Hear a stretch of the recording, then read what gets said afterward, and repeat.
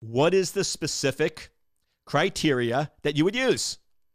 That's always my favorite question, because when I start coaching new CISOs or people that want to be CISOs and I'm getting to know them, one of the questions I'll ask is, how successful is your current cybersecurity program? Welcome to Life of a CISO. I'm Dr. Eric Cole, your host, and we'll be taking you on a journey each week on what it takes to be a CISO and what are solutions that you can implement today if you are currently a Chief Information Security Officer or if you want to be one in the future. This is Life of a CISO.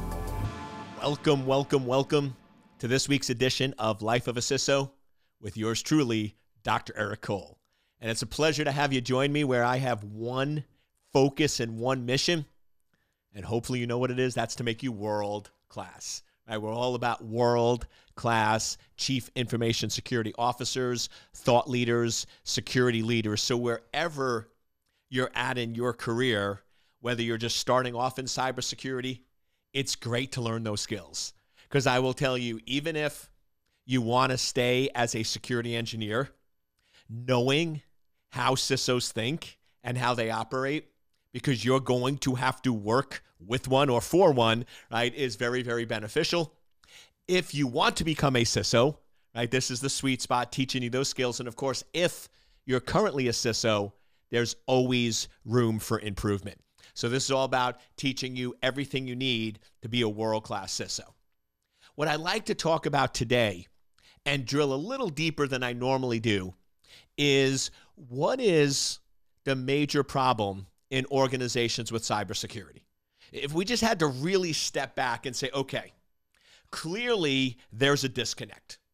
Because if you go into most organizations, and I work with a lot of executive teams, I've been spending a lot of time lately where they're calling me in to give a presentation to the board of directors of large billion-dollar, multi-billion-dollar companies. We do smaller companies too, so if you're a smaller one and you want us to help you out, don't think that's a limitation. I'm about, remember, my purpose, my mission in life is to make cyberspace a safe place to live, work, and raise a family, which means I help all organizations. Secure Anchor is here as a resource available to you. But when I talk with most executives, and I do high level and talk about cybersecurity and the key things they need to know, what I usually always get near the end is, how come this was never told to us before? Or in one case, and I felt bad because the CISO was sitting in the room, they're like, how come we had to bring in Dr. Cole to get this information? How come our CISO couldn't have told us this? And to be honest with you, it was a Zoom call, and because I was giving the presentation, the camera was on me.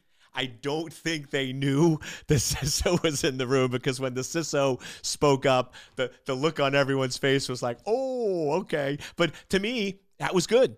I mean, the person apologized. I said, no, this is good conversation, right? If you're not getting the information you need from your CISO and security team, you need to tell them. Right? You need to let them know. So we're seeing that a lot. But just to be fair, it's on the other side too. I can't tell you how many security engineers where either their company doesn't have a CISO, or CISOs where they go, Eric, nobody listens to us. Nobody is asking our opinion. We have gone 6 months without ever briefing the executives of the board on cybersecurity, yet things are changing and they're making decisions on cybersecurity and not including us, right? So we're seeing a lot of frustration on both sides. And I'll give you the golden rule, and this will help you in all areas of your life, not just being a world-class CISO. And here it is. If you ever are having frustration, angst, issues, or problems, it is always caused by a lack of communication. It's always caused by poor communication. Now, I add the poor because I had one situation where I had a friend of mine who was having difficulties with his significant others. And I'm like, all problems are caused by a lack of communication. He goes, no, Eric, we scream at each other 5 hours a day. I'm like, okay, maybe you're the exception there, so I'll add my rule, right? Or poor communication, right? Yelling at each other is not communication. So let me step back. Communication is a two-way process of listening more than you speak. So now, if we use that as our definition, that communication is the process of having a two-way conversation in which you understand the other person, you listen to what they're saying, and then you speak in response to what they're telling you. Now I think we could go back to my friend's example and clearly say, yes, that is also a lack of communication, because screaming at each other and not listening or processing and trying to get the last word in is not communication. So all problems are caused by a lack of communication. Now here's the coolest part. All problems and issues are fixed by an increase in communication. And once again, don't fall victim to communication means blah, blah, blah, blah, blah, right? Listening, right? I always joke, there's a reason why we're given two of these and one of these, right?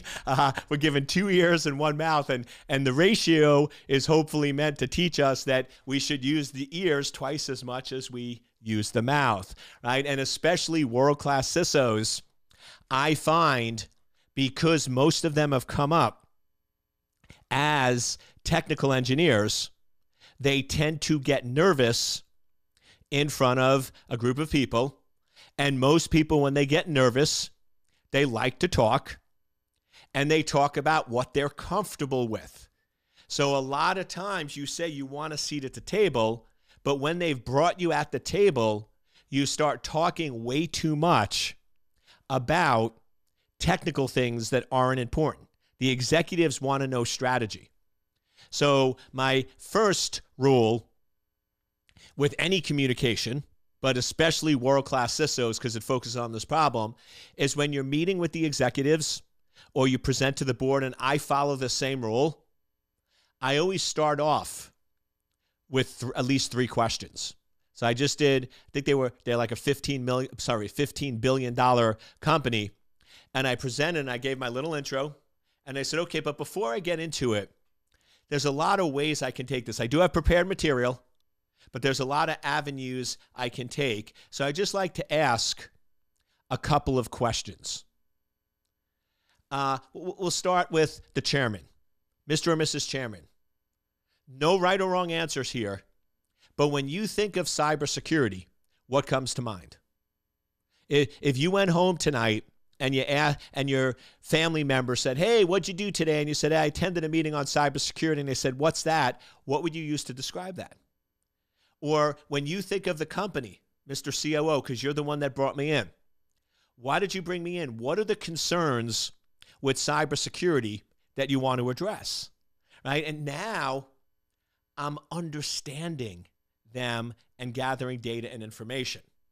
Now, this episode of this podcast is not meant on communication. I want to do a little overview because it's something I see a lot and remind you, but I want to go deeper into the communication. The real issue of what I want to cover on today's episode is the communication around a clear objective or security metric. That is where the breakdown occurs. Because just at a very high level, in most companies, there's many executives, many CEOs, many board members that honestly believe today that an attack should never happen. The organization should be never compromised. And if it does, that's a bad, bad thing. Well, we all know that that's not reality, right? Breach is not a bad thing if it's detected in a timely manner and controlled and minimized.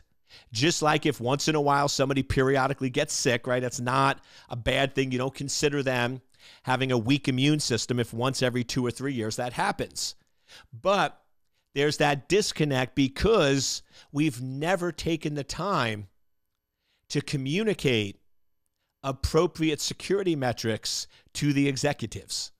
So that's really where I want to spend right now today, wherever you're at. How do you determine success of your cybersecurity program? Whether you're an engineer, whether you're just getting out of school and you're going to go to a company, how would you define it? So this is something depending on where you are in your career. It could be hypothetically or currently in your job. How would you define success in the cybersecurity program? What is the specific criteria that you would use?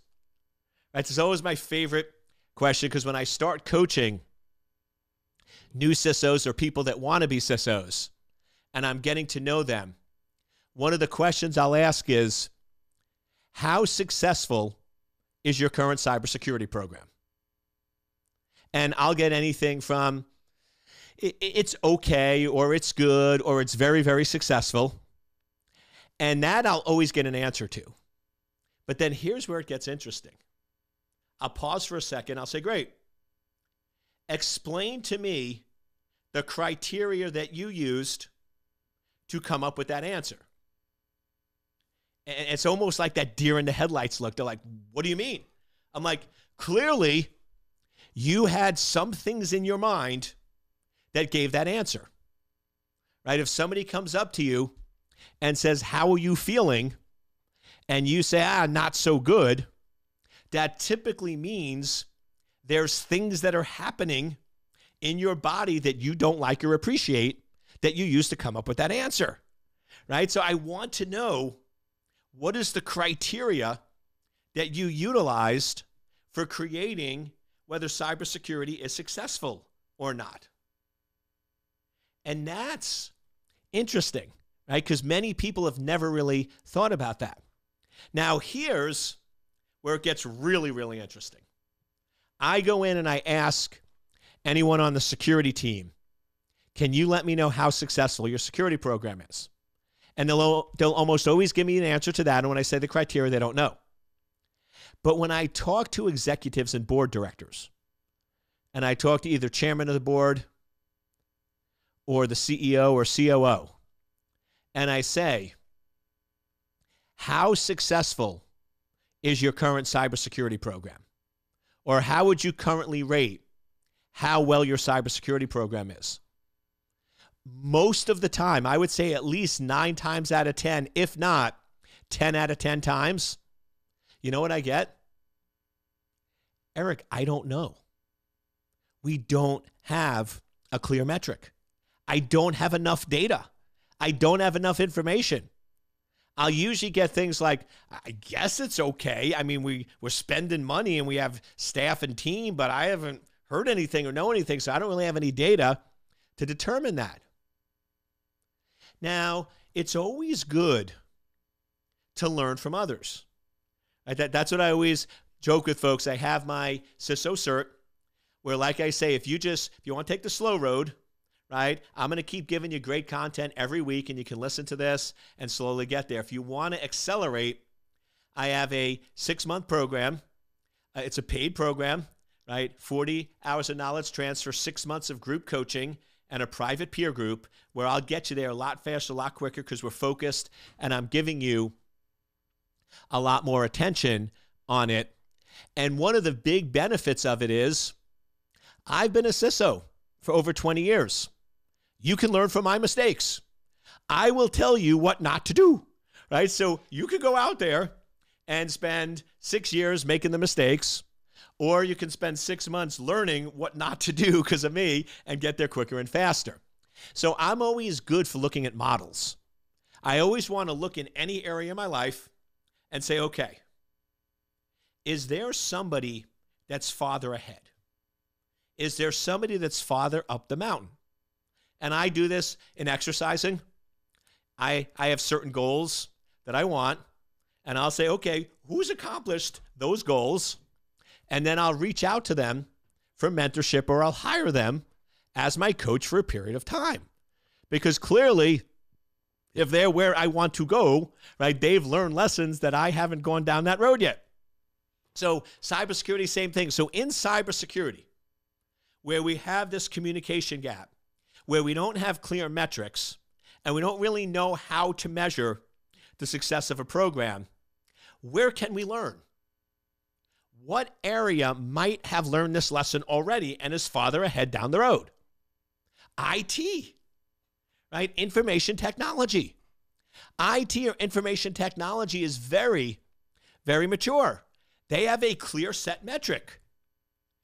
Most companies use 99.999% uptime availability. You call it the 5 nines. Anyone in IT know about it, they understand it. And it's basically the IT department must provide 99.999% uptime availability for the systems and the organization. And how do I know it works? Because let's compare and contrast. If I go up to a CIO or anybody in information technology or IT, and I say, how successful is IT doing? And they give me an answer, good or great or okay. And I say, how did you come up with that? They'll almost always say, well, Eric, it's based on our current uptime availability. We have been doing great. So far for the first 6 months, we've had no planned outages or anything. We're at 100%. So we're doing great and we're on track. Or we've had several unplanned outages that we didn't expect. And in order to meet our 5 nines, we basically have to have the next 5 months have to be perfect. That's not a good position to be in. And then here's the most interesting part. When I go to the executives and I ask them, how successful is IT? How good is IT? They'll always give me an answer, and it'll be based on the uptime availability because that's a metric they get on a regular basis. Most executives currently know how well they're doing on uptime availability. Most folks don't know on cybersecurity. So let's just take a quick look through the history of IT, because there's really 3 key pieces that need to be in place. And depending on where the organization is, some of them have none, 1, or 2, but you need all 3. So in the late 80s, early 90s, companies started playing around with these things called computers. I remember one of my first interns at Northrop Grumman, I believe it was 89 or 90. It was a division of hundreds. I think it was like 200 or 300 people. And one person had a computer. They had a very special need. They had a computer. Nobody else had a computer. So at that time, as companies started buying computers and going, these could help us out, they created an information officer and buried them under operations because there weren't a lot of computers and it was just getting started. Then, it seems like almost overnight, boom, there's computers on every single desk in the enterprise. And now all of a sudden, we needed somebody focused on this. So first important thing, there became a chief information officer. Now, they were still buried under operations, but they had a chief. They had somebody 100% focused on that job. Then over time, the executives realized that if these systems are not up and running, we're betting a lot on our IT infrastructure. And if it's not up and running and efficient, it could hurt the business and even put us out of business. So the second important thing happened, which is the CIO reported directly to the executive, typically the COO or CEO. So that's the second important thing. Then the third important thing was, how do we measure this? How do we make sure we have clear lines of expectation across the organization? And that's where the 5 nines, 99.999% uptime availability came into the equation. So now we have the 3 key secrets for success. You have a chief, they report to the CEO, and you have a clear metric. Now let's compare that to cybersecurity.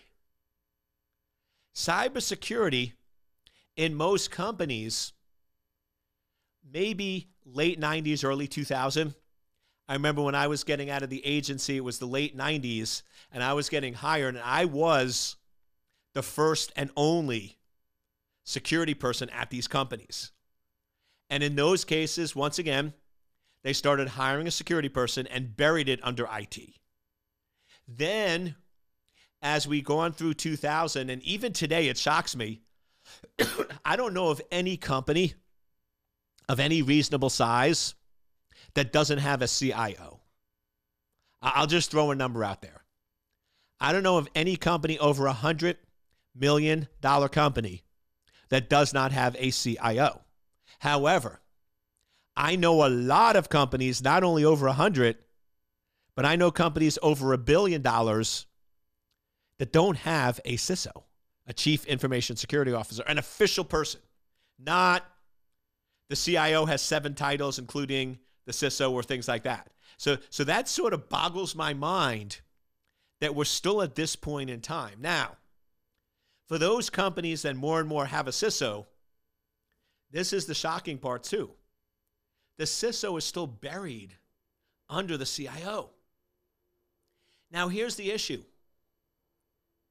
A Chief Information Security Officer is responsible for confidentiality, integrity, and availability. All 3 of those. The CIO is only responsible for availability. So if the CISO is under the CIO, and the CIO is who's talking to the board and the executives, and their bonus and everything else is based on only availability, what do you think gets covered? Right? So that's the gap there. I mean, there's CIOs that tell me, oh no, Eric. I'm like, oh yes. How are you getting bonused, right? If you're bonused as a CIO on uptime availability, I don't care what you tell me, that's going to be your inherent focus. It doesn't work. It didn't work with IT, and it doesn't work with security. So the second important thing is the CISO is equal to the CIO. Honestly, the CIO should be under the CISO. And it's funny, I've been saying that for 5 years, and now it's coming out as this revolutionary thing. I'm like, yeah, I've been saying that, right? But that's really where it needs to get to. But I'll settle for equals. So we need to have a CISO, and the CISO needs to report to the executives. Those 2 are critical.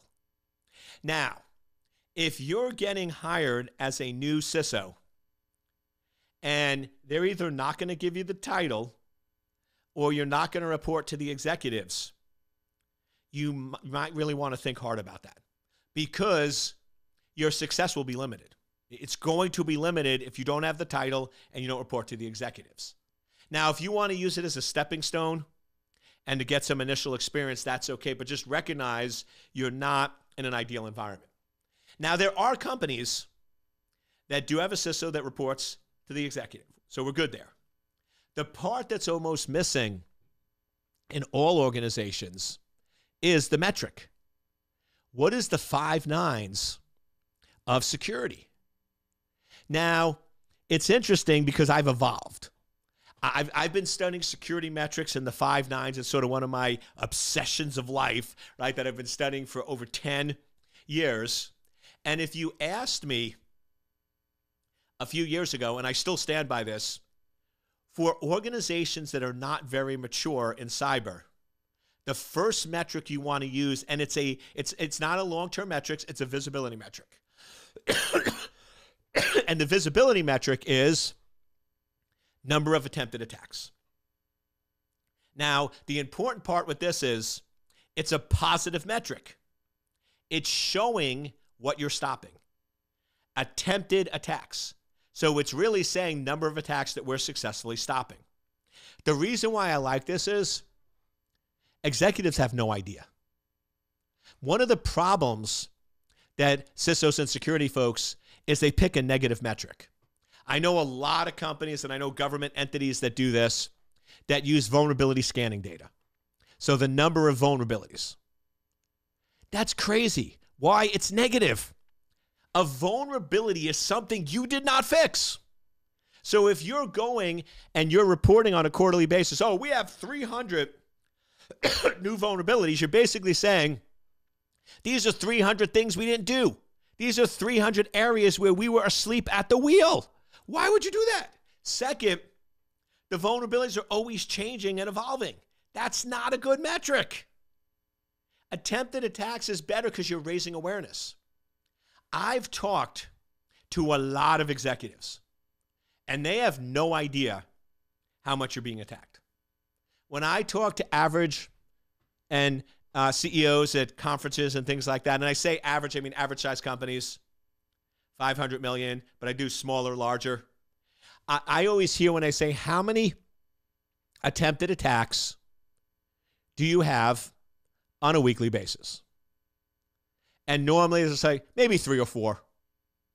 And I remember there's one CEO that I work with a lot, very analytical. I mean, they do not give harsh answers. They're a brilliant CEO. And they gave the answer of 7. And I said, how'd you come up with 7? I said, Eric, quite simple.